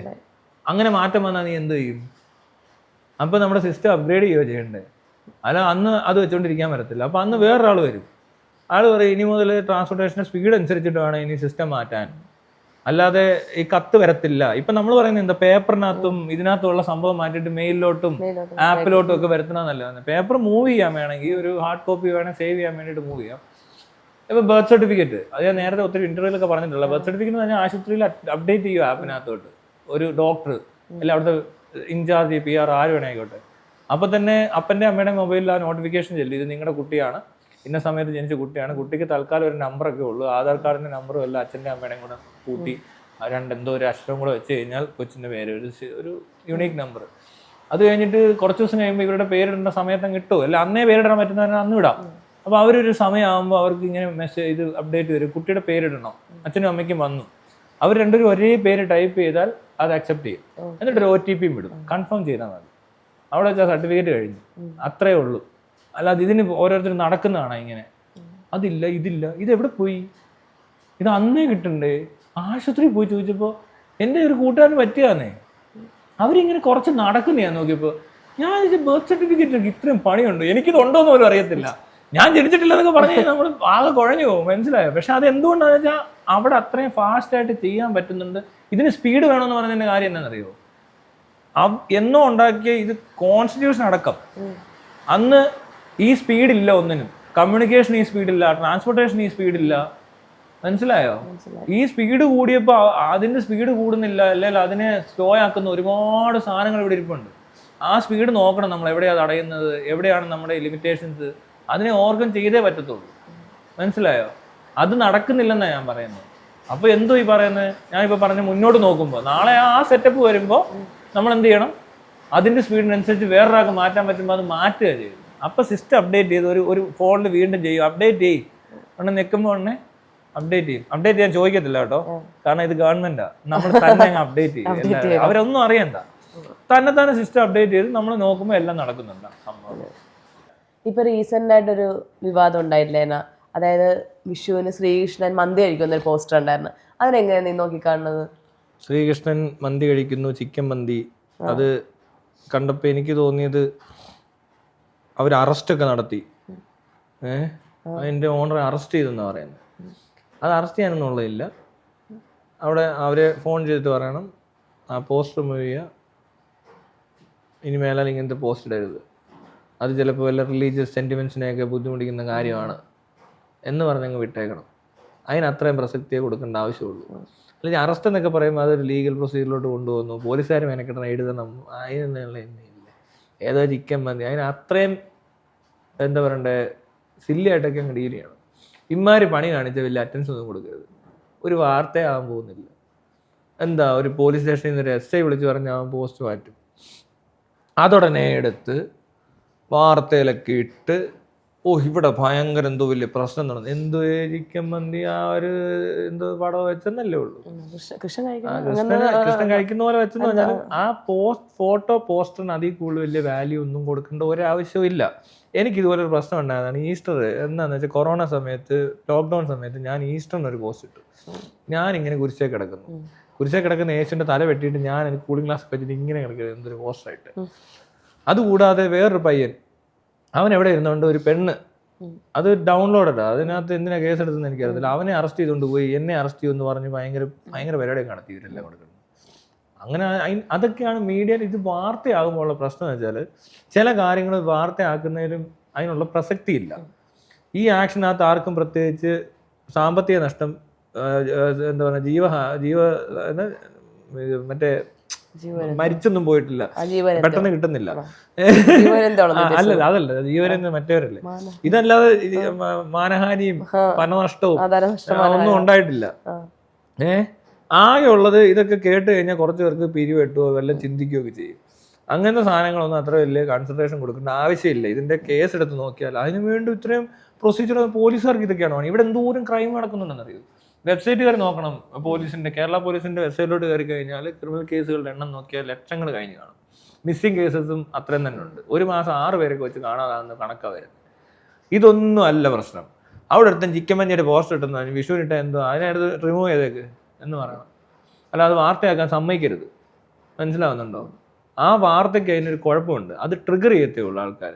ആ ട്രിഗർ ചെയ്തതിൻ്റെ ഭാഗമായിട്ടാണ് അടുത്ത സ്ഥലത്തൊരു കൂട്ടർ ഒരു പ്രതികാരം പോലെ പന്നിയുടെ മന്തി വെച്ചേക്കുന്നത്. അപ്പൊ ആരെയാ പിന്നെ ഹേർട്ട് ചെയ്യുന്നത്? അവിടെ ഇവര് റിലീജിയസ് സെന്റിമെന്റ്സ് ഒരുത്ത ഹേർട്ട് ചെയ്താൽ വേറത്തെ റിലീജിയസ് സെന്റിമെന്റ്സ് വേറത്തെ ഹേർട്ട് ചെയ്യുമല്ലോ. നീ അത്രയ്ക്കാടാ ഞാൻ ഇങ്ങനെയൊക്കെ കിടന്ന് കളിക്കുക.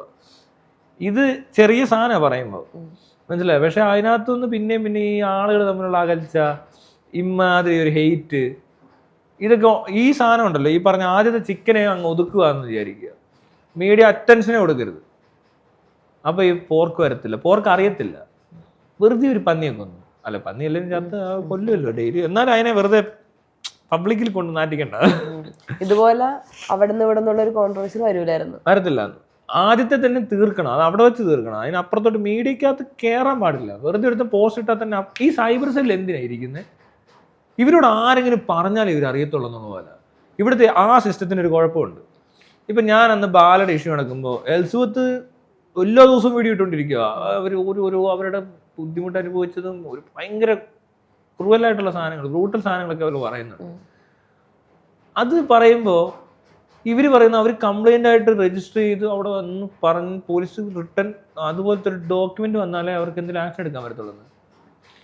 അതെങ്ങനെ? അപ്പോൾ സൈബറിൽ എന്തെങ്കിലും ഒരാൾ പറയുന്നു, എവിടെ നിന്ന് പറഞ്ഞാൽ എന്താ ഒരാൾ മരിക്കുമെന്ന് പറയുന്നു, അല്ലെങ്കിൽ അയാൾക്ക് ഇത്ര ബുദ്ധിമുട്ടുണ്ടാകാൻ അത് സ്വമേധ എടുക്കേണ്ട സീനാണ്. അവിടെ എവിഡൻസ് ആയി, അയാളാണ് പറഞ്ഞേക്കുന്നത്, അയാളുടെ വോയിസ് ഉണ്ട്, എല്ലാം ഉണ്ട്, അയാളുടെ പ്രൊഫൈല് ഒറിജിനൽ പ്രൊഫൈലിൽ നിന്ന് വരിക. എന്നിട്ട് ഇവർക്ക് അതാണ് ഇവിടുത്തെ ഒരു കുഴപ്പം. ഇവർക്ക് ഇടപെടാൻ പറ്റത്തില്ല. ഇവരുടെ പരിധികൾ ഭയങ്കര മോശം, ഭയങ്കര ലിമിറ്റേഷൻസാണ്. ഇപ്പം എൻ്റെ പേരിലൊരു പ്രശ്നം ഉണ്ടായി. എൻ്റെ വീട്ടിൽ വന്ന് ട്രൈപോഡും മൈക്കും ഒന്നും എടുക്കേണ്ട ആവശ്യം ആ പോലീസിനില്ല. അത് യൂട്യൂബിൽ കിടക്കുന്ന ഒരു വീഡിയോയെ പറ്റിയാണ് കംപ്ലൈൻറ്റ്. അതിന് വണ്ടി ഓടിച്ച് 4 പോലീസുകാർ എന്നെയും കൊണ്ട് രാവിലെ തൊട്ട് നടക്കുക. എന്നിട്ട് ഇനി ഇതെല്ലാം കൂടെ കൊണ്ടുപോയിട്ട് അടുത്ത ആഴ്ച ഇതെല്ലാം തിരിച്ചു തന്നു. അതിനകത്ത് എവിഡൻസ് കിട്ടത്തില്ല. എന്ത് കിട്ടാനാണ്? ഞാൻ ആ വീഡിയോ പറഞ്ഞിട്ടുണ്ട്, അത് മാത്രമേ ഉള്ളൂ. അല്ലാതെ ട്രൈപോഡ് എന്ത് ചെയ്യാൻ അതിനകത്ത്? ഈ ട്രൈപോഡ് കൊണ്ടുപോയിട്ട് അതിനകത്ത് ഡിജിറ്റലി കണക്റ്റഡ് ഒന്നും അല്ല, എല്ലാം മെമ്മറി ഡിവൈസ് ഇല്ല അതിനകത്ത്. ഈ ഫോണിൽ മാത്രമേ ഞാൻ വീഡിയോ എടുത്തിട്ടുള്ളൂ. അങ്ങനെയൊക്കെ ചെയ്യും. അപ്പോൾ ഈ പ്രശ്നം ഞാൻ പറയുന്നത്, ഇവിടെ മീഡിയക്ക് അങ്ങനെ കുറച്ച് റെസ്ട്രിക്ഷൻ വേണം. അത്രയ്ക്ക് അങ്ങ് ഫ്രീഡം എടുക്കാൻ പാടില്ല. ഇത് ഫ്രീഡം അല്ല, അത് മിസ്യൂസാണ്. നമുക്കറിയാം ഈ വാർത്ത കയറി വന്നാൽ അത് ചിലപ്പോൾ ഒരു അൺഹെൽത്തി സിറ്റുവേഷനാണ്, അത് പിന്നെയും കുറച്ചുകൂടെ പ്രശ്നങ്ങൾ ഉണ്ടാക്കും എന്നറിഞ്ഞിട്ട് ഇത് പ്രചരിപ്പിച്ചവർക്കെതിരെ കേസെടുക്കുന്നുണ്ട്. ആ ഉണ്ടാക്കി വെച്ചുകൊണ്ട് അവനെ വാൺ ചെയ്ത് നിർത്തിക്കുക എന്നുള്ളത്. പക്ഷെ ഇത് പ്രചരിപ്പിക്കുന്നതിനകത്താണ് അതിനകത്ത് ആ ഒരു ക്രൂക്കഡ്നെസ് അല്ലെ ഒരു ക്രിമിനൽ മൈൻഡ് ഇരിക്കുന്നത്. മനസ്സിലാവുന്നുണ്ടോ? അതിനെ കത്തിച്ചു വിടുക. അതിന് എവിടെയൊക്കെ പോസ്റ്റ് വന്നോ അതെല്ലാം ഒറ്റയടിക്ക് അങ്ങ് മുങ്ങുന്നു, ഒരു സംസാരവും ഇല്ല, ഇനി ഇതുപോലത്തെ ഒരു പോസ്റ്റ് വരാൻ പാടില്ല എന്ന് പറഞ്ഞാൽ തന്നെത്താനെ. ഈ ഫേസ്ബുക്കൊക്കെ അങ്ങനത്തെ വേർഡ്സ് ഇപ്പോഴത്തെ എന്ത് പറയുക, നമ്മൾ ചില വാക്കുകളൊക്കെ ഉപയോഗിച്ചാൽ നമ്മുടെ പോസ്റ്റ് തന്നെ അവർ ഇഗ്നോർ ചെയ്യും. അങ്ങനെ നല്ലപോലെ എഴുതി വെച്ചാൽ മതി. പറഞ്ഞാൽ പോലും അവർ സെൻസ് ചെയ്യുന്നു. അവിടെ നിന്ന് ഇവർ അങ്ങനെയല്ല എന്നാ ചെയ്യുന്നത്. അതുകൊണ്ടാണ് ആ സ്പർദ്ധ ഉണ്ടായത്. അവരുടെ ഈ ഓപ്പറേഷൻ മാറ്റണം, സ്റ്റൈല് മാറ്റണം, പെട്ടെന്നായിരിക്കണം, ഇൻസ്റ്റന്റ് ആയിരിക്കണം. ഇവരിതൊക്കെ നോക്കാനിരിക്കുന്നവരാന്നാ പറയുന്നത്. അവരൊന്നും അറിഞ്ഞില്ലേ ഇത് വന്ന് വീണത്? ആദ്യം തന്നെ ഇവരറിയണം എവിടെയൊക്കെ എന്തൊക്കെയാണ് നടന്നതെന്ന്. അല്ല ഇതുപോലത്തെ സാധനം കണ്ട അപ്പം റിപ്പോർട്ട് ചെയ്യാനായിട്ടുള്ള ഒരു സെറ്റപ്പ് കൂടെ വേണം. ഇപ്പം ഞാനാണ് ഈ പോസ്റ്റ് ആദ്യം കാണുന്നത് വിചാരിക്കും. ഒരുത്തിന് ആ ഓണർ ഇടുമ്പോൾ തന്നെ തൊട്ടപ്പുറത്ത് ആൾ ചിലപ്പോൾ കണ്ടാണ്, അയാളുടെ ഫ്രണ്ട്സ് ലിസ്റ്റിൽ കണ്ടാൽ പോലും അയാൾ പറയാനുള്ള ഉത്തരവാദിത്തമായിട്ട് വേണം. ചിലപ്പോൾ അയാൾക്ക് ചിലപ്പോൾ വേറെ മതക്കാർ ഫ്രണ്ട്സ് ഉണ്ടാവുമല്ലോ, അവരെന്താ ശ്രദ്ധിക്കാനേ? അവരപ്പോൾ തന്നെ സൈബർ സെല്ലിൽ അറിയിച്ചാൽ, അല്ല അയാൾ നേരിട്ട് പറയാൻ നിൽക്കണ്ട. ഇങ്ങനെ പോസ്റ്റ് കണ്ടിട്ട് എനിക്ക് ബുദ്ധിമുട്ടുണ്ടെന്ന് തോന്നുന്നുണ്ട്, പെട്ടെന്ന് കൂട്ടിച്ചേക്കാൻ പറഞ്ഞാൽ അപ്പം പോട്ട്, അപ്പം തന്നെ വിളിച്ച് അവിടെ കയറണം. അത്രയും റീച്ച് അവർക്ക് വേണം, ഫാസ്റ്റ് ആയിരിക്കണം. പിന്നെ മീഡിയക്ക് പറയണം ഇത് വാർത്തയാക്കാൻ പാടില്ല. ഏത് ഫേസ്ബുക്കിൽ വന്നാലും അവനെതിരെ ആക്ഷൻ എടുക്കും. അത് കഴിഞ്ഞിട്ടുള്ളതായിരിക്കണം കേസ്. ആദ്യത്തെ ഓക്കെ അവൻ വേണേ കേസ് വേണേ എടുത്തോട്ടെ, പക്ഷെ ഇത്ര കേസ് എടുത്തോ, പക്ഷെ മീഡിയയിൽ അത് കൂടുതൽ പബ്ലിസിറ്റി കൊടുക്കരുത്. അജു, ഗുരുവായൂർ ഒരു കാൻഡിഡേറ്റ് പറയുകയാണ് ഇനി ഹിന്ദു MLA വരണമെന്ന്. അവിടെ എന്താ പറയാ, അവരുടെ രാഷ്ട്രീയമല്ല പറഞ്ഞത്, അതായത് BJP കാൻഡിഡേറ്റ് വരണമെന്നോ അതൊരു ഇതല്ല പറഞ്ഞത്. അതിനെങ്ങനെയാണ് നോക്കിക്കാണുന്നത്? ഈ BJP കാൻഡിഡേറ്റ് എന്ന് പറയുമ്പോൾ തന്നെ ഒരു ഹിന്ദു കാൻഡിഡേറ്റ് ആകാനാണ് സാധ്യത. അല്ലല്ല, ഇപ്പോ എന്താ പറയാ, ന്യൂനപക്ഷ മോർച്ച അങ്ങനെയൊക്കെ പറഞ്ഞിട്ട് ഇപ്പൊ പുതിയ സാധനം ക്രിസ്ത്യൻ കാൻഡിഡേറ്റ്സിനെ കണ്ടു, ചില മുസ്ലിങ്ങളൊക്കെ അത് ചേർന്നിട്ടുണ്ടെന്നൊക്കെ പറയുന്നുണ്ട്. പക്ഷെ BJPക്ക് കൂടുതൽ താല്പര്യം ഹിന്ദു കാൻഡിഡേറ്റ് തന്നെയാണ്. അപ്പോൾ ഹിന്ദു കാൻഡിഡേറ്റ് എന്ന് പ്രത്യേകം എടുത്ത് പറയുന്നത് അപ്പോൾ ഹിന്ദുക്കളുടെ പോപ്പുലേഷൻ കൂടിയ സ്ഥലത്തായിരിക്കും പറഞ്ഞിരിക്കുന്നത്. ഗുരുവായൂർ ഓരോ സ്ഥലത്താണ് പറഞ്ഞത് അവര്. അതാ പറഞ്ഞ അവിടെ അവർക്ക് ഇതാണ് മാർക്കറ്റ് ചെയ്യാനുള്ള ഒരു സാധനം. ഹിന്ദു എന്ന് പറഞ്ഞു കഴിഞ്ഞാൽ ചിലപ്പോൾ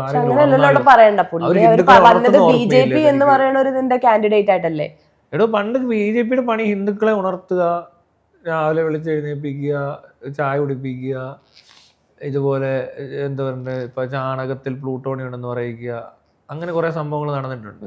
ബീഫ് എന്നൊരു തല്ലിക്കൊല്ലുന്നു എന്നൊക്കെ പറഞ്ഞ് കുറെ കഥ നടക്കുന്നുണ്ട്. ഇവിടെ ആണെങ്കിലും പണ്ട് ശശികല എന്നൊക്കെ പറഞ്ഞിട്ടുണ്ട്, എനിക്ക് തെറ്റിപ്പോയി ചിലപ്പോൾ ഈ വിഷം പാമ്പെന്നൊക്കെ പറഞ്ഞ കുറെ പരിപാടിയൊക്കെ ആയിട്ട് അവരെ കളിയാക്കുന്ന കണ്ടു. പിന്നെ ഇവരെല്ലാവരും ഇങ്ങനത്തെ ഒരു സാധനം ആദ്യം ഒരുപാട് ശ്രമിച്ചതാ, ശ്രമമല്ല അത്, അറ്റൻഷൻ കിട്ടി, അങ്ങനെ അവരെയൊന്നും ഇപ്പൊ കാണാനില്ല. ഇപ്പോൾ പുതിയ ഐറ്റം വന്നേക്കുന്നത് ഇങ്ങനെയായിരിക്കും. ഇവിടെ ഇപ്പോൾ ഒരു BJP കാൻഡിഡേറ്റ് പറയുകയാണ്, ഒരു ഹിന്ദു കാൻഡിഡേറ്റ് എന്ന് പറഞ്ഞാൽ ഹിന്ദു കാൻഡിഡേറ്റ് അവരതായിരിക്കും ഉദ്ദേശിക്കുന്നത് ചിലപ്പോൾ.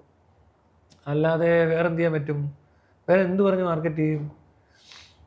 അവരുടെ മെയിൻ പരിപാടി ഇതൊക്കെ തന്നെയാണ്, മതരാഷ്ട്രീയമാണല്ലോ. പിന്നെ സൈഡിൽ കൂടി ഈ മറ്റേ ഒരു ചെറിയ എന്താ പറയുക സംശയം തോന്നാത്ത രീതിയിൽ ഒളിച്ചു കിടത്തുന്ന കുറച്ച് ന്യൂനപക്ഷവും മറ്റേ വർഷവും ഒക്കെ ഉള്ളൂ. പിന്നെ BJPക്ക് കുറച്ച് മാറ്റം വന്നിട്ടുണ്ടോ എന്ന് വെച്ചാൽ BJP ഇപ്പോൾ ചെറിയൊരു കോൺഗ്രസ് ആയിട്ടുണ്ട്.